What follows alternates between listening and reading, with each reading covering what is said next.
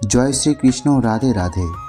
নমস্কার শ্রোতা বন্ধুরা, আগামী 22শে জুন 7ই আষাঢ় রবিবার দিন দুপুর 2:58 থেকে শুরু হচ্ছে শ্রী শ্রী দেবীর অম্বুবাচী যাত্রা, যাকে বলা হয় অম্বুবাচীর প্রবৃত্তি।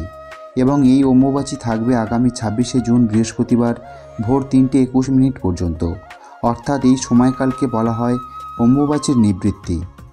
এই উৎসবটি শুধু ধর্মীয় রীতিনীতি নয়, এক অনন্য জীবন দর্শনের প্রতিচ্ছবি। বন্ধুরা, এই অম্বুবাচী কী ও কেন এই অম্বুবাচী পালন করা হয়, এই সংক্রান্ত তথ্য নিয়ে আজ এই ভিডিওর মাধ্যমে আপনাদের কাছে ব্যাখ্যা করব।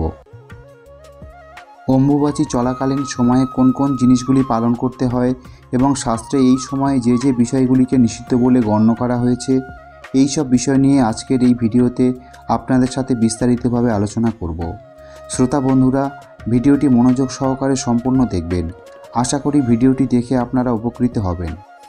ভারতবর্ষ একটি আধ্যাত্মিকতায় মোড়া প্রাচীন সংস্কৃতির দেশ, যেখানে প্রকৃতি, মানব জীবন ও দেবতারা এক গভীর সম্পর্কের বাঁধনে আবদ্ধ। এই পবিত্র ভূখণ্ডে যুগ যুগ ধরে ধর্মীয় অনুষ্ঠান ও তিথিগুলির মধ্যে দিয়ে মানুষ যেমন ঈশ্বরকে স্মরণ করে, তেমনি প্রকৃতির ছন্দ ও জীবনের অন্তর্নিহিত চক্রগুলোকেও শ্রদ্ধাভরে পালন করে। সেই ধারাবাহিকতায় একটি অত্যন্ত তাৎপর্যপূর্ণ ও আধ্যাত্মিক উৎসব হলো অম্বুবাচী। নমস্কার শ্রোতা বন্ধুরা, রাধাকৃষ্ণ মোটিভেশনের আজকের একটি নতুন ভিডিওতে আপনাদের সবাইকে স্বাগতম। সনাতন ধর্ম মতে আমাদের সকল অস্তিত্ব প্রাকৃতিক শক্তির সঙ্গে ওতপ্রোতভাবে জড়িত। এই সময়ে প্রকৃতির শক্তি, ধ্যান ও স্তব্ধতায় নিমগ্ন থাকে। প্রতি বছর আষাঢ় মাসের এই সময়তে সূর্যদেব আদ্রা নক্ষত্রের প্রথম পাদে অবস্থান করেন। এই সময় ধরিত্রীমা নিষ্ক্রিয় অবস্থায় থাকেন ও মহাজাগতিক ধারায় পৃথিবী যখন সূর্যের মিথুন রাশিস্থ মৃগশিরা নক্ষত্রে অবস্থান করে, সেদিন থেকেই অম্বুবাচীর প্রবৃত্তি গণনা করা হয় ও তার ঠিক 3 দিন পর সেটা যখন শেষ হয় তখন তাকে বলা হয় অম্বুবাচীর নিবৃত্তি। অম্বুবাচী শব্দটি সংস্কৃত শব্দ। অম্বুবাচী কথাটি এসেছে সংস্কৃত শব্দ অম্ব বা বাঁচি থেকে। অম্ব শব্দের অর্থ হলো জল এবং বাঁচি শব্দের অর্থ হলো বৃদ্ধি। ধর্মীয় দৃষ্টিকোণ থেকে এটি হলো ধরিত্রী মাতার ঋতুকাল। গ্রীষ্মের প্রখর দাবদাহের পর যখন বর্ষার আগমনের ফলে ধরিত্রী সিক্ত হয় এবং নবরূপে বীজ ধারণের যোগ্য হয়ে ওঠে, তখন সেই সময়কে বলা হয় অম্বুবাচী। অর্থাৎ সূর্য আষাঢ় মাসের যেদিন, যে সময় মিথুন রাশিতে আদ্রা নক্ষত্রের প্রথম পাদে গমন করে, সেই সময়কাল থেকে মাতৃস্বরূপা পৃথিবী এবং আদ্যাশক্তি মহামায়া ঋতুমতী হয়ে পড়েন। ধরিত্রী মা শুধু একজন জড়বস্তু নন, তিনি জীবন্ত, সজীব এবং সৃজনশীল এক মাতৃরূপে পূজিতা। যেমন একটি নারী ঋতুমতী হয়ে মাতৃত্বের জন্য প্রস্তুত হন, ঠিক তেমনি ধরিত্রী মা এই সময়ে ঋতুমতী হন। পৃথিবীকে ধরিত্রী মা রূপে সম্বোধন করে শাস্ত্রমতে এই 3 দিন মাটি কর্ষণ ও কোনো চাষাবাদের কাজ হয় না। যেহেতু ঋতুমতী মহিলারাই কেবল সন্তান গর্ভে ধারণ করতে পারেন, তাই মনে করা হয় অম্বুবাচীর পরেই পৃথিবীও শস্য শ্যামলা হয়ে ওঠে। সনাতন ধর্মের প্রচলিত বিশ্বাস অনুযায়ী ঋতুকালে নাকি মেয়েরা অশুচি থাকে, সেজন্য মনে করা হয় যে এই সময় ধরিত্রী মাতা স্বয়ং অশুচি থাকেন। আর সেই জন্য এই বিশেষ 3 দিনে ব্রহ্মচারী, যোগী পুরুষ, সাধু, সন্ন্যাসী এবং বিশেষ করে বিধবা মহিলারা অশুচি ধরিত্রীর উপরে আগুনে রান্না করা কোনো খাবার গ্রহণ করতে পারেন না। এই বিশেষ তিথি আমাদের স্মরণ করিয়ে দেয় যে ধরিত্রী মা শুধু বস্তুগত বিষয় নয়, তিনি সজীব, তিনি মা, যিনি প্রতিনিয়ত জন্ম দিচ্ছেন, পালন করছেন এবং রক্ষা করছেন। তাই এই কয়দিন তাকে বিশ্রাম দেওয়া হয়, পালন করা হয় নানা নিয়ম। শ্রোতা বন্ধুরা, এছাড়াও শাস্ত্রমতে কিছু কাজ আছে যা অম্বুবাচীর সময় করা উচিত নয়। আপনারা নিশ্চয়ই জেনে থাকবেন, এই অম্বুবাচীর সময় দেবদেবী দর্শন নিষিদ্ধ থাকে এবং এই সময় অসমের কামাখ্যা দেবীর মন্দিরের দ্বার বন্ধ রাখা হয়। বিশেষ করে অসমের কামাখ্যা মন্দিরে এই সময় অম্বুবাচী পালন এক মহাযজ্ঞে পরিণত হয়। লক্ষ লক্ষ সাধক, ভক্ত ও দর্শনার্থীরা সেখানকার জনিপীঠ দর্শনের জন্য ভিড় করেন। তবে এটি শুধু বাহ্যিক পূজা নয়, বরং এটি এক অন্তর্জাগরণ। অম্বুবাচী যেন এক আত্মশুদ্ধির সময়, যেখানে বাইরে পূজা বন্ধ থাকলেও ভিতরে আত্মসাধনার দ্বার উন্মুক্ত হয়ে যায়।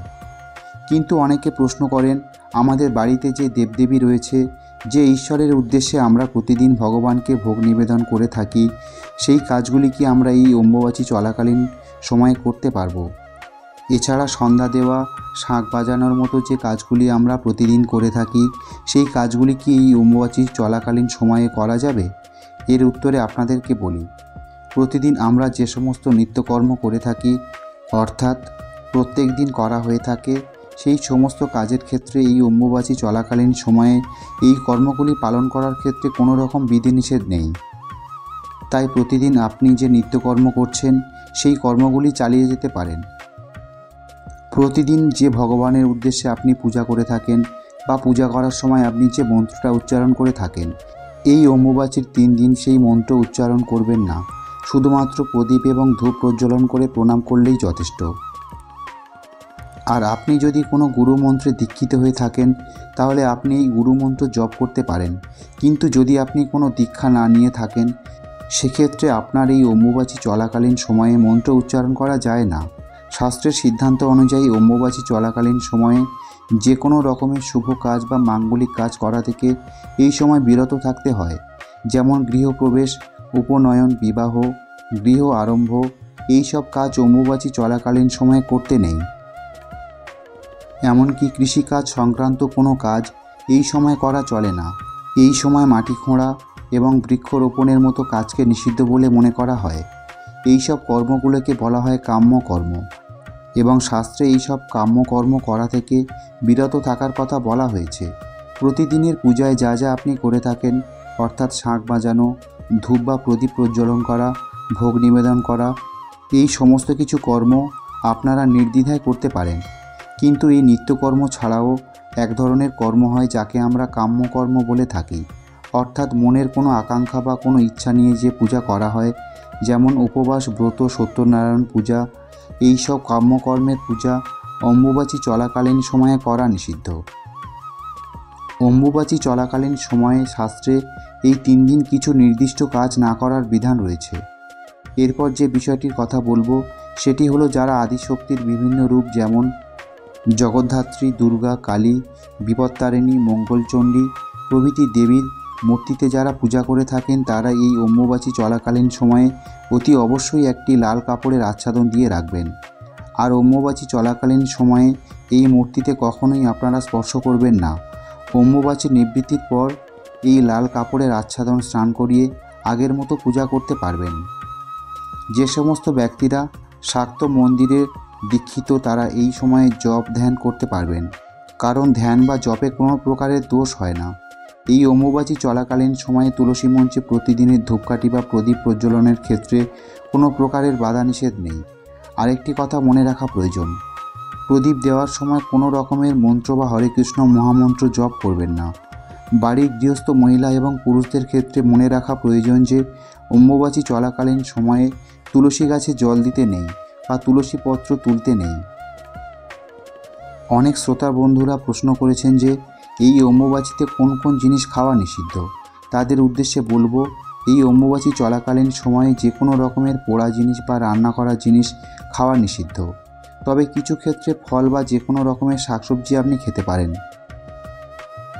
বন্ধুরা অবশ্যই মনে রাখবেন, মাটির তলায় উৎপন্ন হয় এমন শাকসবজি যেমন আলু, কুমড়ো প্রভৃতি অম্বুবাচী চলাকালীন সময়ে বর্জন করার কথা বলা হয়েছে।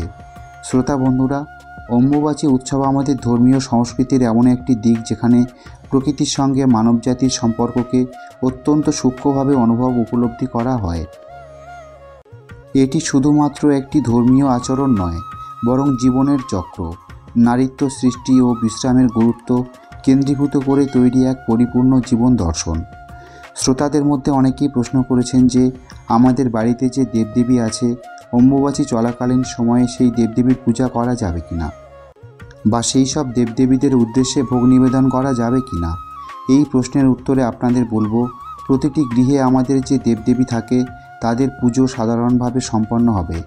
যদি কেউ ভোগ নিবেদন করতে চান সেটিও করতে পারেন। এমনকি বাড়িতে যদি আপনি কোনো দেবদেবীর মূর্তি প্রতিষ্ঠা করে রাখেন, তার পুজো করতে পারেন। শুধু মনে রাখবেন, এই অম্বুবাচী চলাকালীন সময়ে দেবী মূর্তিকে স্পর্শ করা যাবে না। প্রিয় শ্রোতা বন্ধুরা, যেসব বাড়িতে লক্ষ্মীনারায়ণ যুগলে আছেন তাদের আরাধনা প্রতিদিনের মতো সাধারণভাবেই সম্পন্ন করতে পারবেন। আর বেশ কিছু শ্রোতা জিজ্ঞেস করেছেন যে অম্বুবাচীর সময় সনাতন ধর্মের বিভিন্ন শাস্ত্রপাঠ গীতা পাঠ বা হনুমান চালিসা পাঠ করা যাবে কি না। তাদের উদ্দেশ্যে বলবো যে অম্বুবাচী চলাকালীন সময়ে গীতা গ্রন্থকে স্পর্শ করা উচিত নয়। তাই অম্বুবাচী চলাকালীন 3 দিন গীতা পাঠ বা হনুমান চালিসা পাঠ করা থেকে বিরত থাকুন। অম্বুবাচী উৎসব সবচেয়ে বড় করে উদযাপিত হয় অসমের গুয়াহাটির কামাখ্যা মন্দিরে। এই মন্দিরে মা কামাখ্যা দেবীকে তন্ত্র সাধনার এক পরম শক্তিরূপে পূজা করা হয়। এখানে কোনো দেবীর মূর্তি নেই, রয়েছে একটি যোনিপীঠ বা যোনি গুহা, যা কামাখ্যার শক্তিরূপের প্রতীক। অম্বুবাচীর সময় বলা হয় এই গুহা থেকে লাল বর্ণের জল প্রবাহিত হয়, যা দেবীর ঋতুকালীন রক্তস্রাবের প্রতীক হিসেবে বিবেচিত হয়। এই সময় মন্দির 4 দিনের জন্য বন্ধ রাখা হয়। 5ম দিনে দরজা খুলে এবং পুনরায় মায়ের দর্শন শুরু হয়। এই বিশেষ দিনে লক্ষ লক্ষ ভক্ত কামাখ্যা দেবীর দর্শন করতে আসেন এবং আশীর্বাদ প্রার্থনা করেন। আশা করি শ্রোতা বন্ধুরা এই ভিডিওটি আপনাকে সমৃদ্ধ করতে পেরেছে। বন্ধুরা, ভিডিওটি যদি ভালো লাগে তাহলে ভিডিওটিতে অবশ্যই একটি লাইক করবেন এবং আপনার আপনজনদের সাথে ভিডিওটি শেয়ার করবেন, যাতে তারা ভিডিওটি দেখে উপকৃত হতে পারে। আপনারা সবাই ভালো থাকুন, সুস্থ থাকুন। পরম মঙ্গলময় ভগবান শ্রীকৃষ্ণ আপনার মঙ্গল করুক। জয় শ্রীকৃষ্ণ। রাধে রাধে।